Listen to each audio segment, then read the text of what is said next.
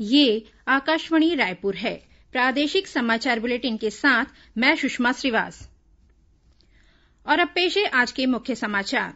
शिक्षक दिवस पर राष्ट्रपति ने देश के सर्वश्रेष्ठ 47 शिक्षकों को राष्ट्रीय पुरस्कार प्रदान किए। छत्तीसगढ़ के दुर्ग जिले की व्याख्याता सपना सोनी भी हुई पुरस्कृत। देश में इस महीने की 12 तारीख से 80 नई विशेष पैसेंजर रेलगाड़ियां शुरू की जाएंगी। राजधानी रायपुर के पास आज हुई एक सड़क दुर्घटना में 7 मजदूरों की मौत, 7 अन्य मजदूर गंभीर रूप से घायल। और बीजापुर जिले में माओवादियों ने 4 ग्रामीणों की हत्या की। आईजी ने कहा, यह घटना माओवादियों की बौखलाहट का नतीजा है। अब समाचार विस्तार से। आज शिक्षक दिवस के अवसर पर राष्ट्रपति रामनाथ कोविंद ने देश के सर्वश्रेष्ठ 47 शिक्षकों को उनके उल्लेखनीय योगदान के लिए राष्ट्रीय पुरस्कार प्रदान किए। इनमें छत्तीसगढ़ के दुर्ग जिले में स्थित शासकीय उच्चतर माध्यमिक विद्यालय जेवरा सिरसा की व्याख्याता सपना सोनी भी शामिल हैं। राष्ट्रपति ने वीडियो कॉन्फ्रेंस के माध्यम से पुरस्कार प्रदान करने के बाद कहा कि शिक्षक वास्तविक राष्ट्र निर्माता हैं। शिक्षक बच्चों के चरित्र निर्माण का आधार तैयार करते हैं ताकि वे देश के जागरूक नागरिक बन सकें। राष्ट्रपति ने कहा कि केवल अच्छी इमारत, महंगे उपकरण या सुविधाएं ही एक अच्छे स्कूल का निर्माण नहीं करते, बल्कि शिक्षकों का समर्पण एक अच्छा स्कूल बनाने का महत्वपूर्ण पहलू है। उन्होंने कहा कि शिक्षकों को शिक्षा प्रणाली में मौलिक परिवर्तन का केंद्र बनना चाहिए। श्री कोविंद ने कहा कि नई शिक्षा नीति के अनुसार योग्य शिक्षकों के लिए हर संभव कदम उठाए जाने की आवश्यकता है। राष्ट्रपति ने कहा कि शिक्षा नीति में शिक्षण व्यवसाय में प्रत्येक स्तर पर प्रतिभावान लोगों का चयन करने का प्रयास करना होगा। यह नीति शिक्षकों, शिक्षाविदों, अभिभावकों तथा विभिन्न समुदाय के सदस्यों के साथ व्यापक परामर्श के बाद बनाई गई है। इस नीति को सफल बनाने में शिक्षकों की बहुत महत्वपूर्ण भूमिका होगी। शिक्षा व्यवस्था में किए जा रहे बुनियादी बदलावों के केंद्र में अवश्य शिक्षक ही होने चाहिए। नई शिक्षा नीति के अनुसार शिक्षकों को सक्षम बनाने के लिए हर संभव कदम उठाए जाने की आवश्यकता है। इस नीति के अनुसार हर स्तर पर शिक्षण के पेशे में सबसे होनहार लोगों का चयन करने के प्रयास करने होंगे। साथ ही शिक्षकों की स्वायत्तता व उनके सम्मानपूर्वक स्थान को सुनिश्चित करने के प्रयास जारी रखने होंगे। इधर छत्तीसगढ़ से इस वर्ष एक ही शिक्षक को यह सम्मान प्राप्त हुआ है। ये शिक्षिका है दुर्ग जिले के जेवरा सिरसा शासकीय विद्यालय की व्याख्याता सपना सोनी।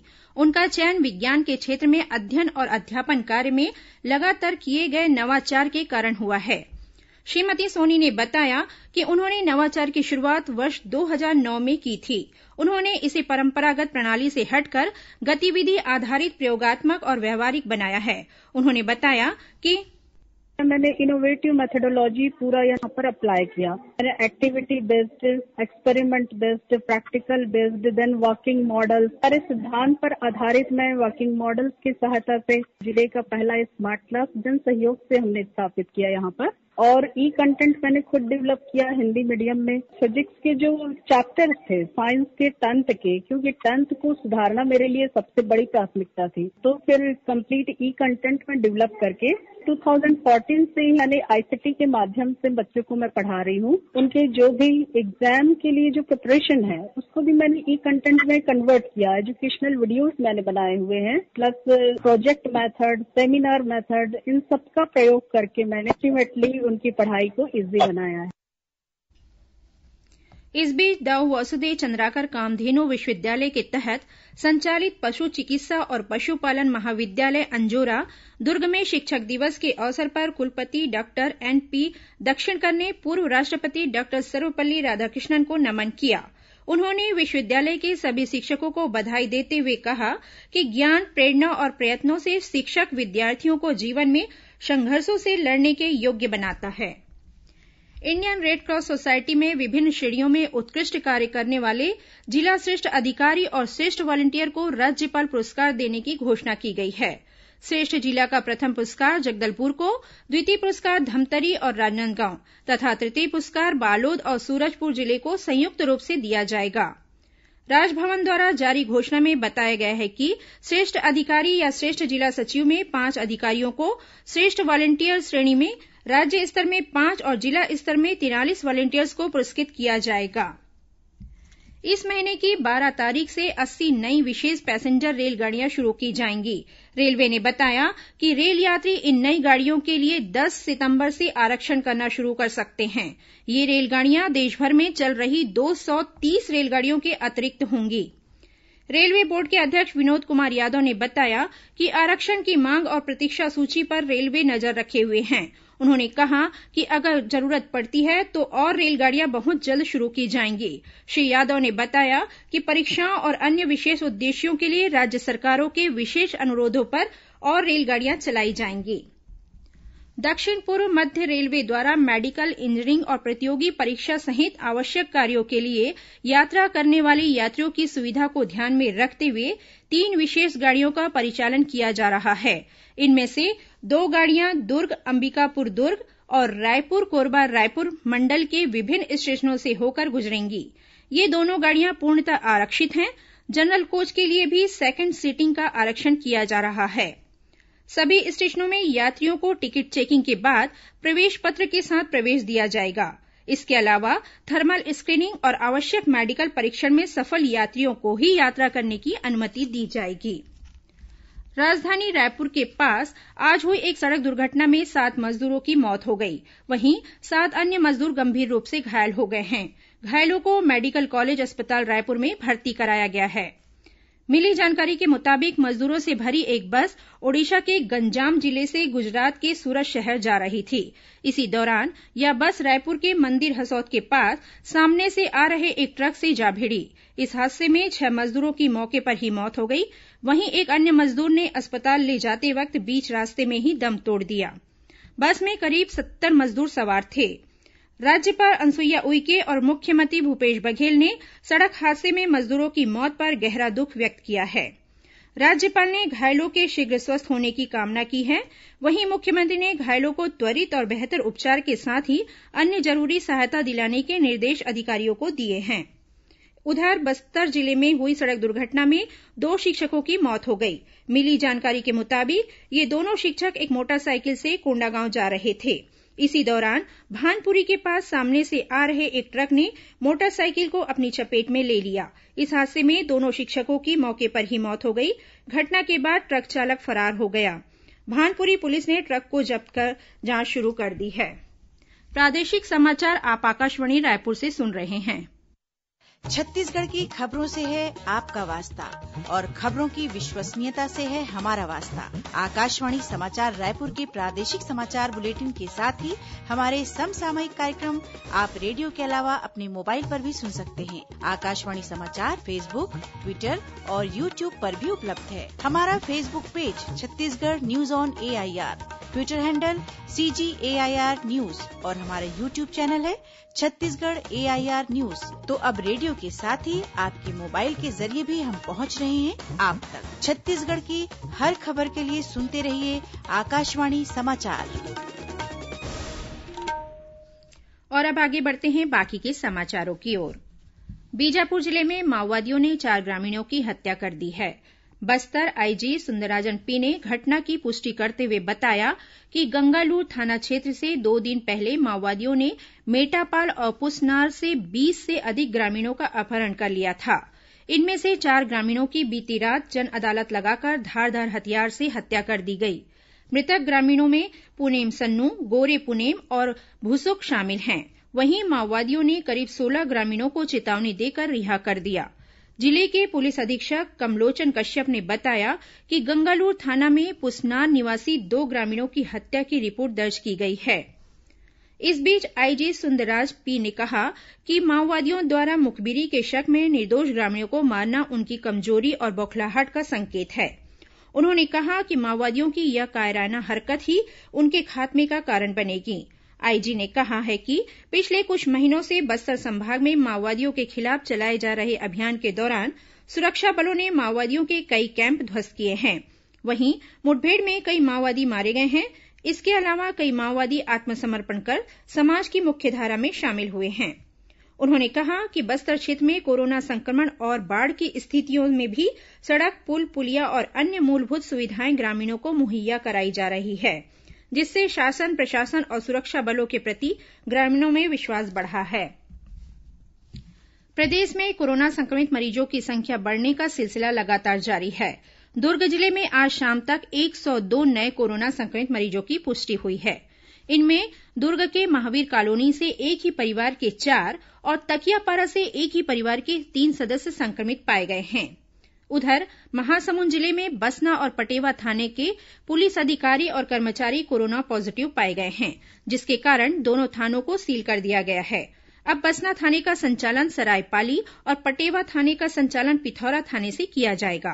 पुलिस अधीक्षक प्रफुल्ल ठाकुर ने बताया कि बसना थाने के 3 एसआई, 2 एएसआई, 4 प्रधान आरक्षक और 15 आरक्षकों को होम आइसोलेट किया गया है। इसी तरह पटेवा थाने के 6 पुलिसकर्मी कोरोना पॉजिटिव पाए गए हैं। इसी जिले के सरायपाली में स्थित सेंट्रल बैंक के एक कर्मचारी के कोरोना संक्रमित पाए जाने के कारण बैंक को आगामी 4 दिनों के लिए बंद कर दिया गया है। जरूरी कामकाज बलौदा और तोरेसिन्हा शाखा से किया जा सकता है। उधर राजनांदगांव में नगर निगम के ऑडिटोरियम को कोरोना मरीजों की जांच के लिए नया केन्द्र बनाया गया है। अब शहर में कोरोना की जांच के लिए 2 केन्द्र बन गए हैं। वहीं जिले के खैरागढ़ क्षेत्र में पिछले 3 दिनों में 25 नए कोरोना संक्रमित मरीजों की पहचान की गई है।